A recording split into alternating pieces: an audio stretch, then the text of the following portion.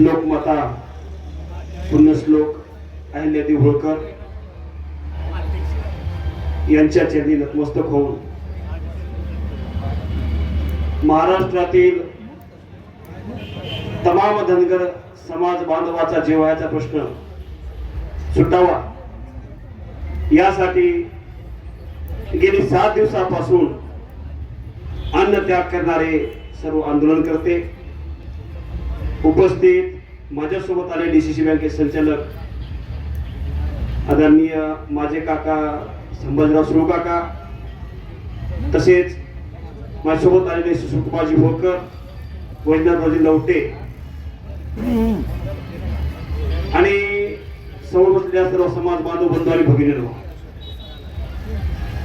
भारत स्वतंत्र होऊन 70 वर्ष झाली. 70 वर्षाच्या इतिहासामध्ये भारत महासत्ता होतोय आणि धनगर समाज मात्र अधोगतीला जातोय. अशी परिस्थिती सध्या या महाराष्ट्रामध्ये, या भारतामध्ये आपल्याला पाहायला मिळत आहे. मित्रांनो, एकच कारण आहे की डॉक्टर बाबासाहेब आंबेडकरांनी घटनेमध्ये समाजाच्या संपूर्ण बाजूचा विचार करून घटनेमध्ये परिशिष्ट क्रमांक 36 मध्ये धनगर आपले गोरा ही जात एसटी मध्ये आहे आणि त्यांना आरक्षणाची गरज आहे म्हणून त्यांनी आपल्या एसटीचं आरक्षण दिलेलं आहे. परंतु एका छोट्याशा चुकीमुळे, सरकारच्या छोट्याशा चुकीमुळे धनगर समाज ड आणि र च्या फरकामुळे गेली 70 वर्षापासून याचे अतिशय वाईट फळ भोगत आहे. ही परिस्थिती सध्या या महाराष्ट्रामध्ये पाहायला मिळत आहे. आणि म्हणून मी या सर्व उपोषणकर्त्याचं प्रथमतः मनपूर्वक हार्दिक स्वागत करतो की मित्रांनो, स्वतःसाठी तर सगळे जगतात, पण जगणं त्याच आहे. जीना उसी का जीना है जो औरों के लिए जीते हैं, खुद के लिए तो सब जीते हैं. किडी मुंग्या बाई स्वतःसाठी जगतात, पण जे त्याचं जीवन कृतार्थ आहे, जे इतरांसाठी जगतात.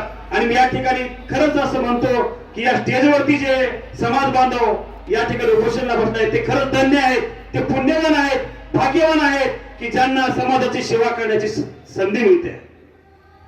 आणि म्हणून मी महाराष्ट्रातील तमाम समाज बांधवांना विनंती करणार आहे की ज्याला जे जमते ते करा, पण हे आंदोलन कोणा एका पक्षाचं नाही, कोणा एका नेत्याचं नाही, तर तुमच्या आमच्या मुलाच्या भवितव्याचं आंदोलन आहे.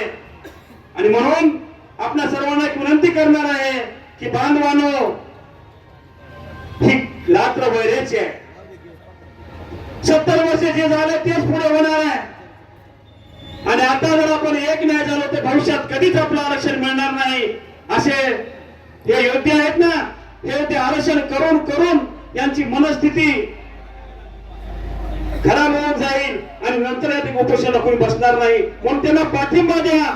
ज्या ठिकाणी आहात त्या ठिकाणी रस्ता रोको करा, गाव बंद करा, पुढे फिरणं बंद करा. ज्याला जे जमत ते करा. ज्याला कसं माहितीये का, प्रत्येकाच्या सैन्यामध्ये वेगवेगळे माणसं असतात, त्या पद्धतीने एक युद्ध आहे. ह्या युद्धामध्ये कुणी आर्थिक मदत करावी, कुणी सामाजिक मदत करावी, कुणी त्यांना पाठिंबा द्यावा, कुणी रस्ता रोको करावा. सर्वांनी जे जे करता येईल ते या आंदोलनामध्ये करावं आणि आपल्या सर्वांचा जिव्हाळ्याचा प्रश्न आपण सोडून घ्यावा, एवढंच या ठिकाणी नमूद करतो. आणि या समाज बांधवांचं खरंच करावं तेवढं कौतुक आहे. मनपूर्वक आभार व्यक्त करून मी माझे 2 शब्द संपवतो. जय हिंद, जय महाराष्ट्र, जय मल्हार, जय अहिल्या.